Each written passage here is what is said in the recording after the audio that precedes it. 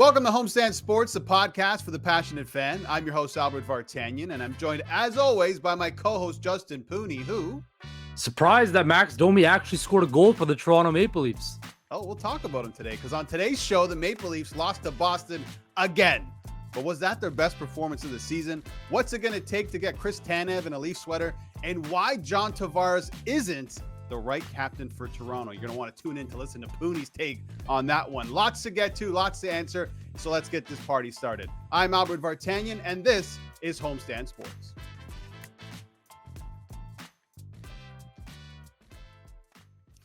Okay, Justin, let's talk some Leafs. They lost a heartbreaker on Saturday night to the Boston Bruins, and who scores the game winner? Brad Marchand. A lot of talk is about how the Leafs played in that game, and maybe, just maybe, it was actually their best performance of the season, even though they lost. What say you? I don't know if it was their best performance because they lost. So you can't really have your best performance and lose. They did show some character. You know, there wasn't the fights or the scraps, the physicality that we thought we would see in this game, like that type of answer from the Toronto Maple Leafs. But they did show some sort of pushback. You know, they got down 2-0, clawed back, tied it, lost the lead again, came back. Matthews with the goal late in the dying seconds of the game. But Albert, I don't know, man. Just again, another overtime game. And I know you mentioned it before. They're picking up points, but the fact that they can't close games out in 60 minutes, the fact that they aren't playing a complete 60 minutes, because let's face it, that first period and at the beginning of the second period, they played well, but I didn't think they were dominant. I think there's another gear this team can go, right? I think you and I both can agree that the Toronto Maple Leafs can take their play to another notch. Now, was it big? And can we see, you know, confidence boosters from a guy like Max Domi, who finally scored a goal? Austin Matthews looked like Austin Matthews, but we see it all the time now where Matthews will have a great game and then he'll go hidden for 3-4 games, right? So yeah, there was positives, but to answer your question, no, it wasn't a complete game because they still lost, right? And there was still a lot of errors I felt that I'm going to talk about later on in the show. But that John Tavares back check at the end of the game in overtime was piss poor, right? That was horrible. You are the captain of the Toronto Maple Leafs, and you did nothing. On that same play, the captain of the Boston Bruins, Brad Marchand, who was pretty invisible the entire game, got tangled up, got right back up, kept up with the play. Those are the mental lapses that I see in the Toronto Maple Leafs this season where they kind of not give up, but they just don't put the full effort on the back check or stuff like that. Joseph Woll, again, has to continue to stand on his head, right? Look at all those saves in overtime he made, Albert. If he doesn't make those saves in overtime and in 60 minutes, this game is over before, right? So, again, I want to see the Leafs play a complete 60 minutes, and it's going to be very hard, though, right now for them to look very good against good competition because of the issues on the back end. So, they played good. Sheldon Keefe said both the teams deserves 2 points. That, you know, that's kind of right, but I don't think it was the Leafs' best performance all season. Yeah, just to touch on the Tavares thing, and that's kind of being blown up. And before I came in here, I was thinking about how am I going to what's my take on this? And Yeah. it's a weird one because Nylander gets caught at center ice. Tavares is at the Boston Bruins blue line, and I think he stands there and just assumes Pasternak's on the breakaway in overtime that he's going to score. I think that's what happened. I think he assumed that was going to happen, and then once Wall made the save, he tried to get up and running again, and obviously it's too late when you have, you know, Brad Marchand on the doorstep picking the puck out of the air and dropping it in. It's definitely not a good look. I think for sure it's not a good look, but I think in a way it's also being blown out of proportion because of the position that he was in. If you look at the whole play in general, the reason why Nylander was kind of lollygagging with the puck at center ice is because he's waiting for McCabe to skate to get his ass off the ice. I'm not giving Tavares a pass or Nylander a pass for what happened, but I think it's just not as big as people want to make it seem. It's not the end of the world is what I'm saying. Considering, listen, you know, we both are, but especially me, I feel like I'm super critical of this team. And that's because we're so far into this Marner, Tavares, Nylander, Matthews project, and there's been relatively no success. And I feel like there should be more. It should have been onto the level of the Boston Bruins. If you go back, you know, 5-6 seasons ago, you had these young Leafs, you know, taking on this veteran Bruins team with top class in the NHL, and you were expecting maybe 5-6 years down the road, the Leafs would usurp them and be that top team in the Eastern Conference. And that's not the case. And I think you got to give the Boston Bruins credit for that. and you got to hammer the Leafs for that as well. But to throw some positivity into this Leafs performance, I thought it was really good. I'm not going to say their best performance either. I thought they outplayed Boston for the majority of the game, but it comes down to the result, and they didn't win the game. But with that said, there's been a lot of talk about, what is this Leaf team? What's their identity? Are they soft? Are they hard to play against? Are they just super talented? Are they going to outscore you but leak in a lot of goals? And I think there's a lot of that. But I think recently, in the past 11 games, they're 7-2-2, missing 3 defensemen and running a rookie goaltender. I think they actually deserve a lot more credit than people are giving them. And maybe, just maybe, in this small pocket of time where they're missing some players, and I know it's early, we just entered December, but maybe they're starting to build up some sort of identity now. Maybe they're showing they can fight even though they're missing some key players. Because listen, most teams in the NHL, if they lose 3 defensemen and they're winning more games than they're losing, they probably get a lot more credit. But for some reason, here in Toronto, the team is under a microscope, so they get criticized for everything. But I think they just deserve a lot of credit, and that's where the positives from the performance for me are huge, because the Leafs just, you would not expect them to be in this position. They held the best team in the NHL, at least one of the best teams in the NHL, all the way to the brink of overtime. Yes, they lost, but there was a lot of positives to come out of that performance. Yeah, I think the reason why people are questioning them still, and the questions and the heat and the negative connotation around them, is because look at how they're winning, right? They're Right. winning in the shootout, they're winning in overtime, they're winning, these close games that go into past regulation, where, let's face it, 3-on-3 in the shootout, in some cases, it's kind of a coin flip, right? You get one bad break on 3-on-3, and then you got an odd man rush and a goal happens, right? You get in the shootout where we both know it's a crapshoot, right? Whoever has the more talented guy, or finds an opening or whatever, or finds doesn't double tap the puck past the goalie or whatever, right? That's how Yeah. you're going to win. So Right. when I look at the Leafs and this last stretch of these overtime games, look, if I was betting, I'd bet past regulation every single Leaf game, because Yeah. that's how they have to win. They have to win these low-scoring, dirty games right now because of what they have on the back end, Albert. They're not going to be able to. Their big guys can't afford to take too many big chances, because if you leave too many odd man rushes against this defense core, you're going to get eaten alive, or Joseph wants to stand on his head. But we know, Albert, a goalie can't stand on his head for an entire regular season. They go through hot patches where they play really, really well and you can't get anything by them, but then they fall back to regression. And Wall has played very, very well the last couple weeks, right? But we're not going to expect that to be sustainable until the playoffs and into the playoffs. He's going to go through a tough period. We're going to see Samsonov back in the net more often than not, right? So when I look at this situation and when I see this unfold for the Toronto Maple Leafs, yes, they're collecting points. Yes, they're winning games, close games. But I'm gonna bring it back to these teams in other sports that in the past that you see play these close games. We just saw the Philadelphia Eagles yesterday, right? In the NFL. How many one possession games have they won this year? They have the best record in the NFL. They won a bunch of one score games, but then they played an absolute buzzsaw in the San Francisco 49ers and they got destroyed, right? And I'm not saying the Toronto Maple Leafs are going to get destroyed when they play stiffer competition, because they played the Boston Bruins very well. But what I'm saying is this: when the rubber meets the pavement here with the Leafs and they have to go on a tough stretch, look, they have a bunch of days. They don't play till Thursday. Sheldon Keefe said they're going to practice more. Maybe that's going to improve this roster or whatever, because I think that's very important for teams, especially when there's been a whole lot of change on the back end. But when they play stiffer competition, their schedule tightens up a little bit more, right? And as teams start finding themselves more, you're going to need to play tough, structured hockey, and you're going to need to rely on a defense core and rely on a goalie. And I think when that happens, what the Leafs currently have right now, Albert, is they're not going to be making it to overtime games. They're not going to be winning in shootout, because they're not going to be talented enough on the back end. And I don't know if they're going to have consistent enough goaltending or sustainable enough goaltending to withstand that. And I think that's my biggest concern for the Toronto Maple Leafs. Matthews needs to be more consistent. Yes. Marner's played well. Nylander, he's kind of cooled off a bit after that historic point streak he was on. We could say what we want about John Tavares. The problems still exist with this team here. And I think just collecting these points is slightly masking over that. But there's still a whole lot of underlying problems with this roster that are gonna reach the surface once teams and start finding themselves more, getting healthy and stuff like that. I get what you're saying, but they're already Mhm. going through a rough stretch, missing these players and running a rookie netminder, and their best players aren't performing to the level that they need to. Those were Matthews' first goals since Sweden, since Yeah. that game against Minnesota.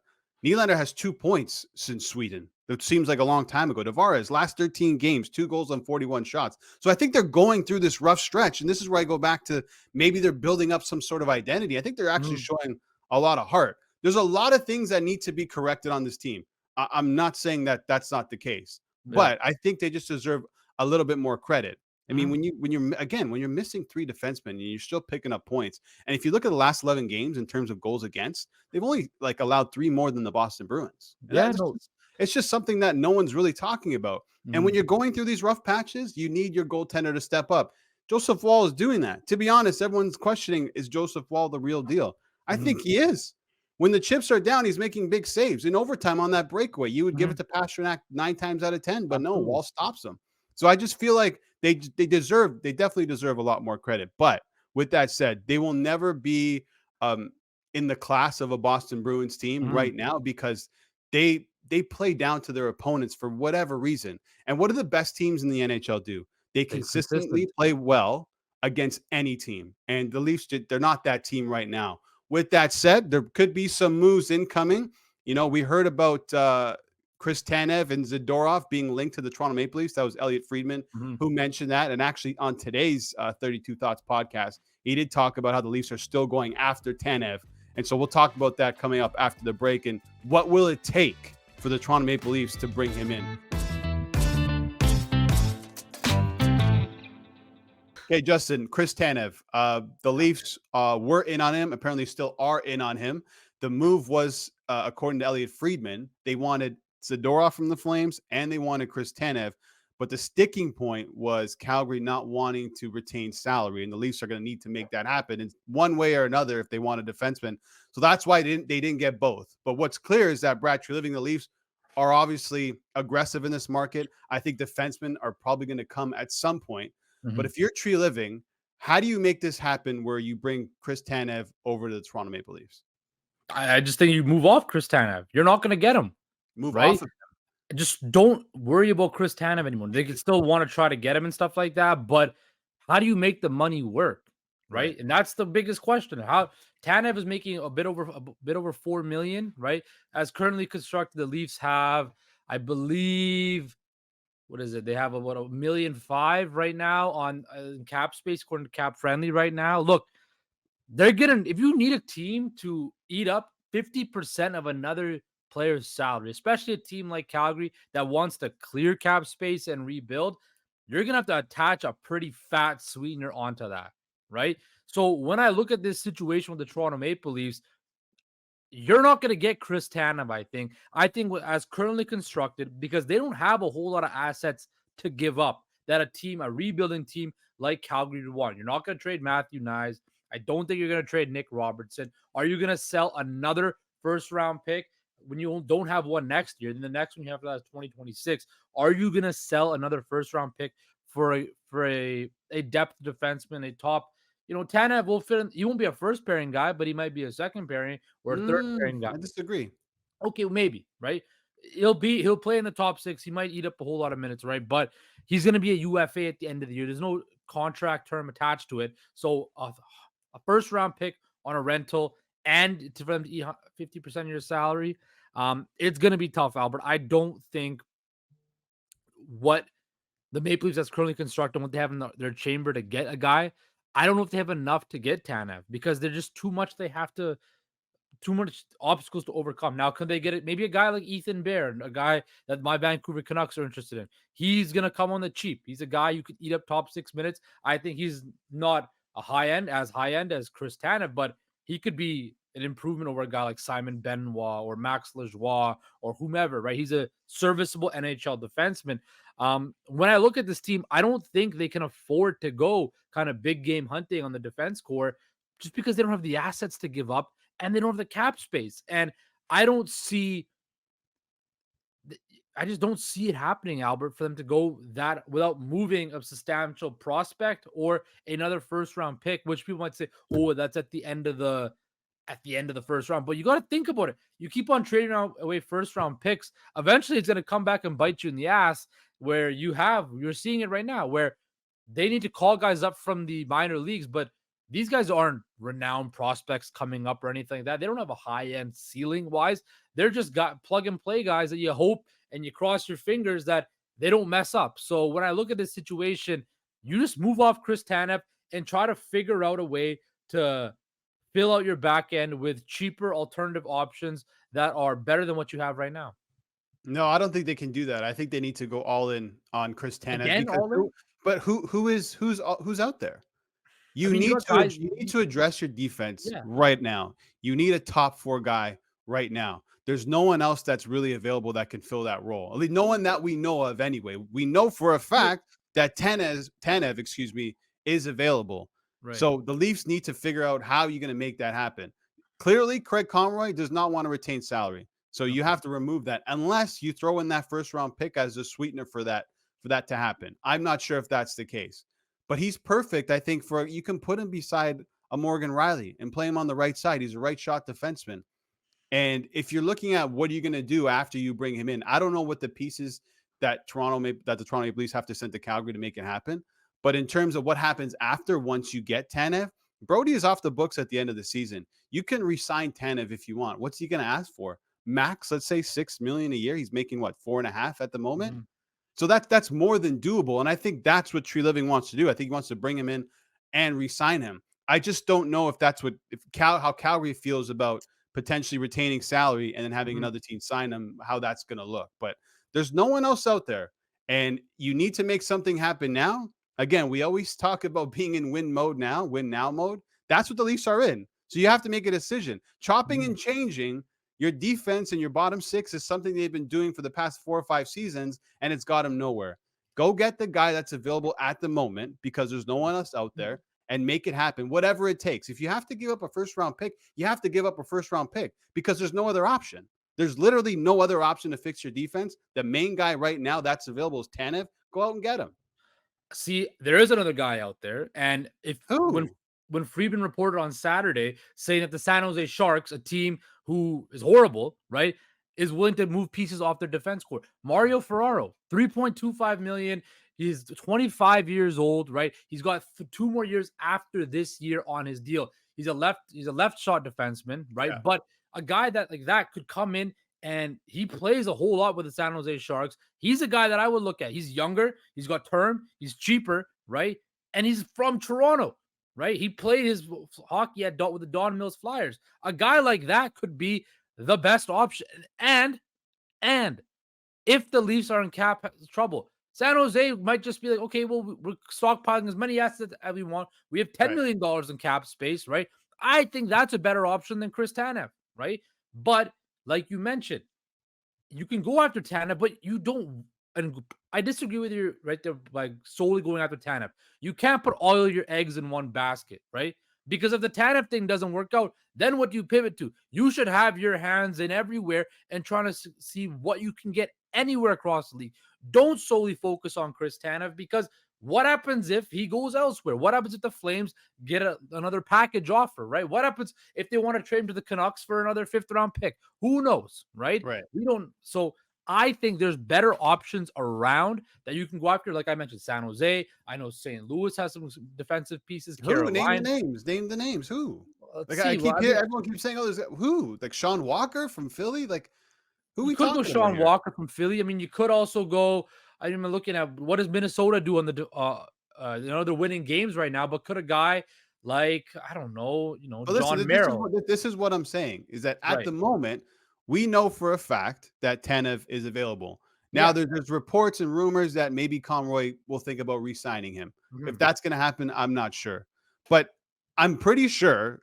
At least I would assume so. That Treliving isn't putting all his eggs in one basket. I'm sure, like if you have a priority list, Chris Tanev is at the top, Mhm. and then you're looking at other players because it's not going to just be one in. I think a couple players are probably going to come in to this Leafs blue line because they have no choice. They have to do that. They're going to bury Klingberg. Looks like he's going to be done. Who knows what happens with Ryan Reaves? That's a whole nother discussion I think we need to have because him playing a couple shifts a night and then sitting in the press box for 3 or 4 straight games isn't sustainable. So maybe he gets thrown on LTIR or whatever happens with that salary.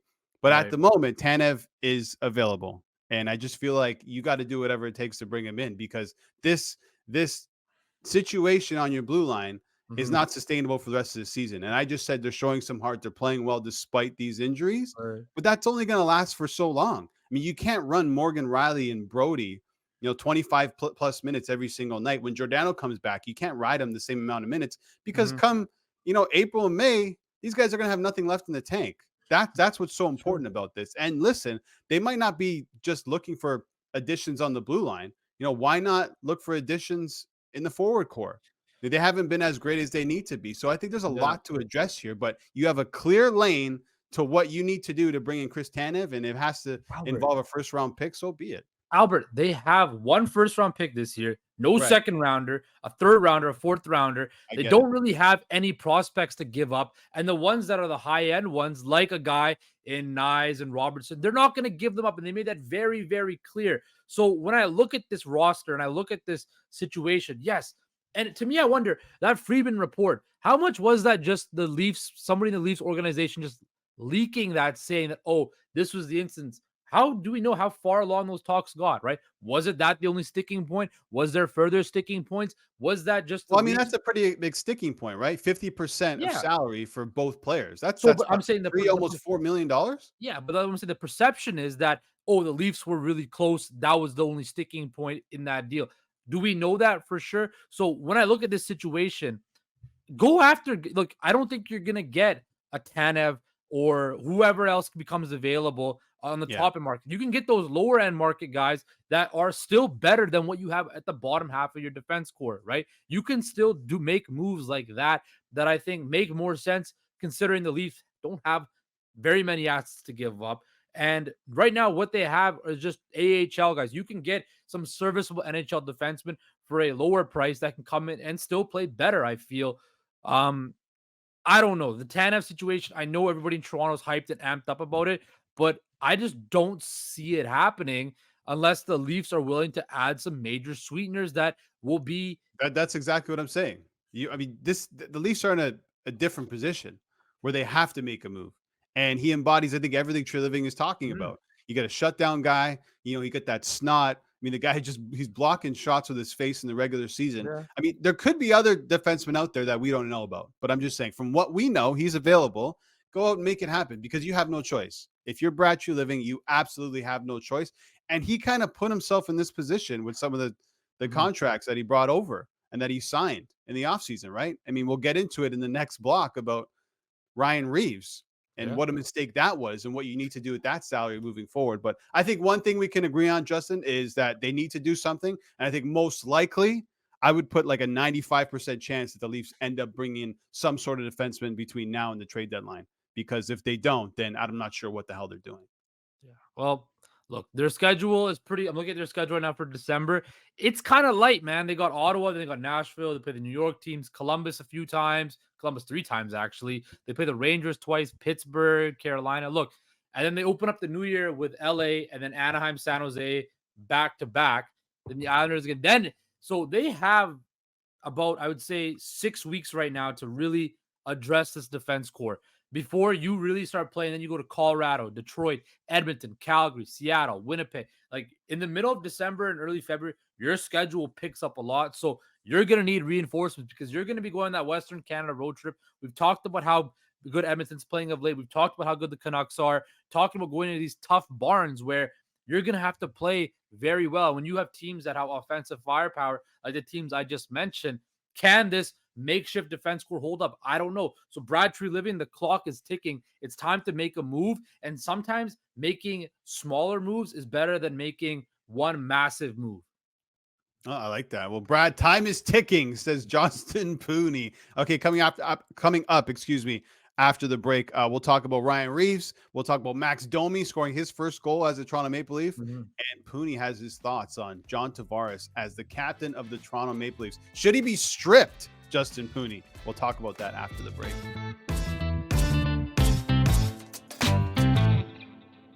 Okay, Justin, let's go take for take. And let's start with Max Domi, who scored his first goal as a Leaf this past Saturday against the Boston Bruins. He's got 12 points now, 1 goal, 11 assists.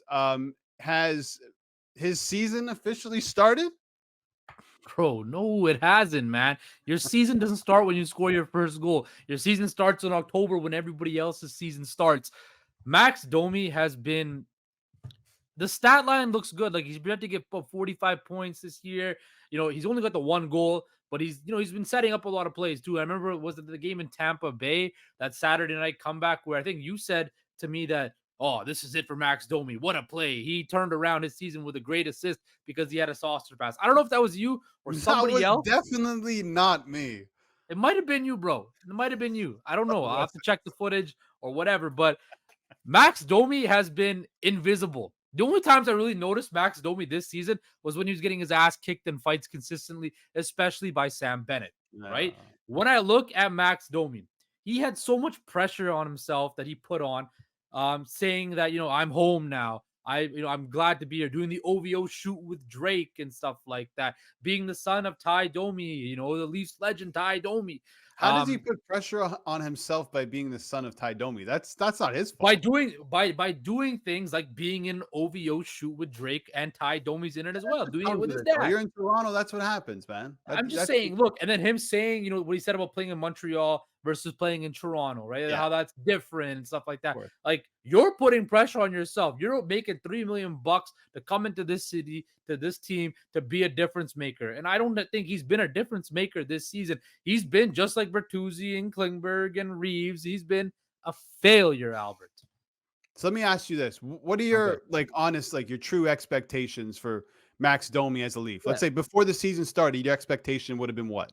If Max Domi could have scored 15 to 17 goals, have 35 to 40 points, which he's projected to do, I'd be impressed. But the biggest thing is not on the stat sheet. Can I notice him every night? Is he getting hard in on the forecheck? Is he playing with snot? Is he playing with snarl? Is he doing what he does best, being a tough guy to play against, being an agitator? Is he being that? I don't notice Max Domi a whole lot on the ice when I watch him play, right? So that's the biggest thing to me is you are brought in. The points are one thing, but can you be a difference maker off the score sheet as well? And I just don't see that with him. Yeah, that's fair. Listen, I thought he's been better on the third line since he was inserted there. That third line's been pretty good, but I just thought my bar wasn't set that high with Max Domi. He's a depth guy, and I think they're going to really rely on him or what they want from him in the playoffs more than the regular season. And like you said, he's on pace for 45 if he hits 50 points. I think that's pretty good for a $3 million player on a 1-year deal. Obviously, you want more from every single player, but you get what you get. And listen, because he's the son of Ty Domi, you do get that unnecessary pressure, but that's not his fault, Justin Pooni. Don't blame the guy for Ty Domi being his pops.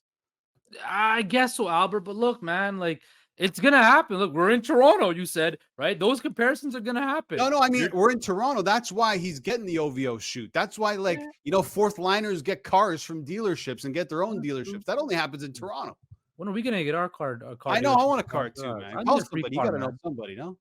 I know some people that can get us a free car, but hey, is Ryan Reaves going to get a free car? That's what I was about to ask you right now. Speaking of Ryan Reaves, again, nothing noticing this guy other than taking dumb penalties and stuff like that. But is it time for the Leafs to move on from Ryan Reaves? I think so. I think if you can, you probably have to. And Brad Treliving just has to eat this one. $1.35 million. I mean, we're 20 plus games into the first year of this contract. That's a 3-year contract. And what did he play against Boston? 8 shifts, really a non-factor. If he's playing with the team on any given night, he's not playing many shifts, like I just mentioned. Right. And then after that, he's probably sitting in the press box. I mean, dollar in, dollar out. Every dollar matters in the salary cap era. You can't be carrying around a guy who essentially does nothing for your team. I just want to know what he does. I would love for the players and Brad Treliving to come out and be like, this is why we're paying him $1.35 million because of the confidence he brings Austin Matthews or Mitch Marner or whatever the case may be, because I haven't really seen anything. Are they playing a little bit tougher and standing up for themselves a little bit more?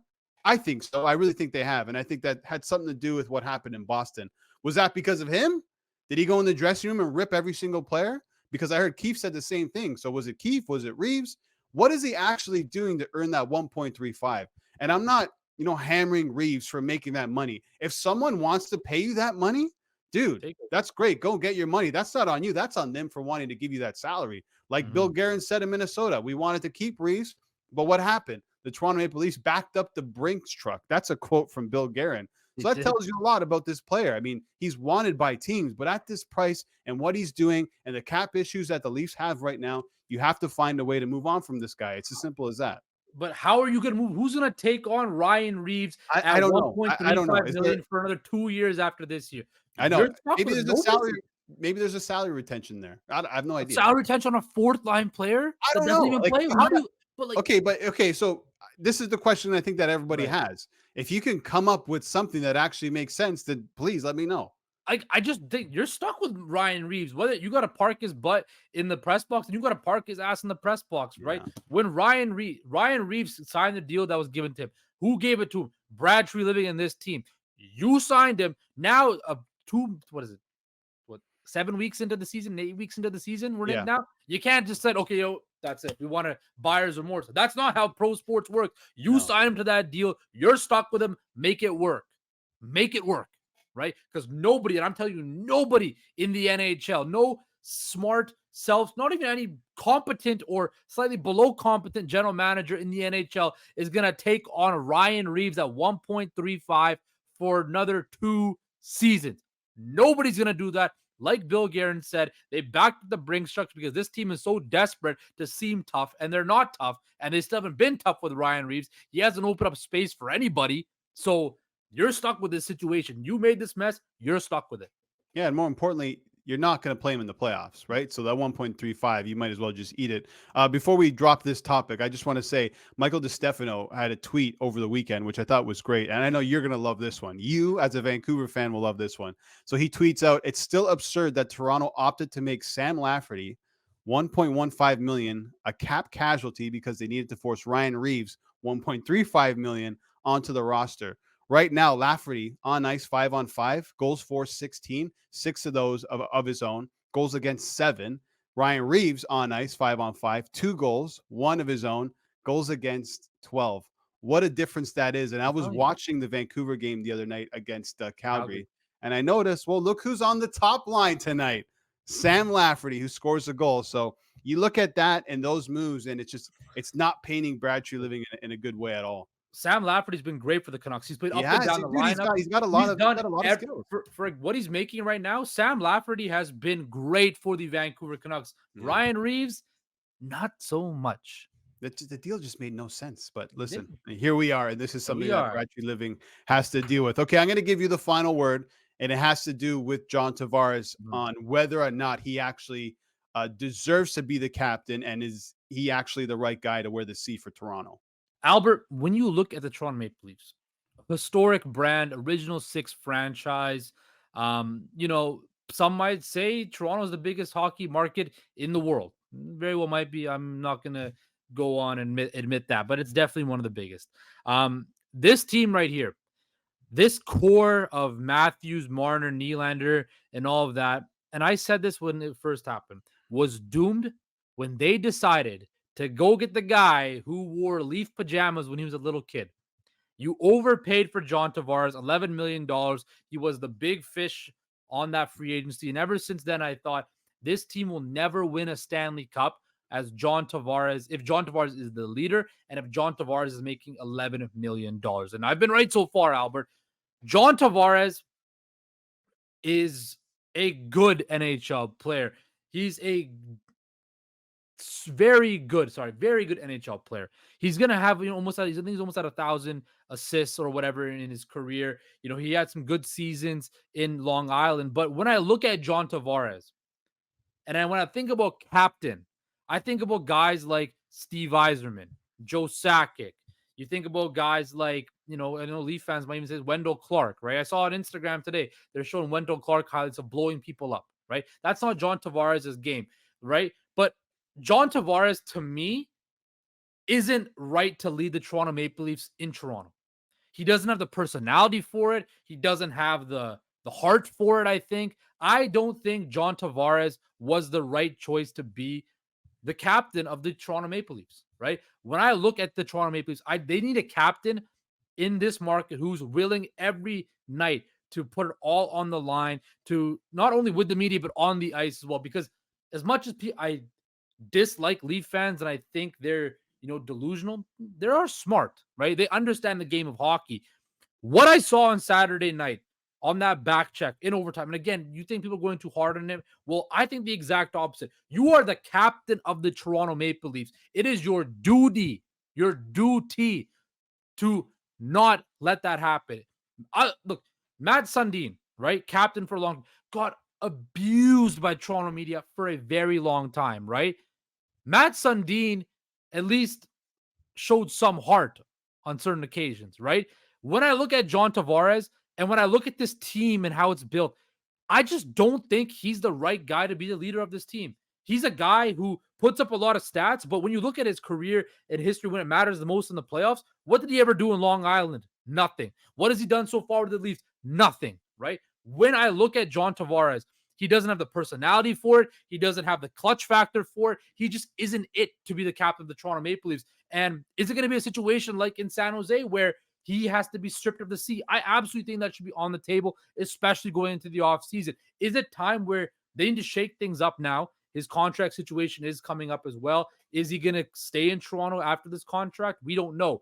But is it time for him to relinquish the C? I think so. I think there are other guys. I thought Morgan Riley is more deserving to be the captain of the Toronto Maple Leafs because Morgan Riley's been here through the tough times, but I also noticed Morgan Riley a lot more. I find with the media, Morgan Riley is a lot more accountable. He has the personality. He's more of a leader in the locker room, and especially with guys that, let's face it, in the playoffs that are weak-minded, like Matthews, Marner, and Nylander, that have shriveled up under pressure before. You need a guy who's willing to step up and be like, no, we're not going to do this. I know Tavares isn't a rah-rah guy like that, but and I think about a guy like Steve Yzerman in Detroit. He was never the rah-rah guy, but people always said when Steve Yzerman spoke, they listened. When Steve Yzerman's out there in the playoffs blocking shots, and this is a guy who's put up crazy amount of points, blocking shots, sacrificing his body, doing this and that. He had the respect of his teammates. I don't know if these guys fully respect John Tavares as a leader. And Albert, this is the final word about why John Tavares should be stripped of his C with the Toronto Maple Leafs.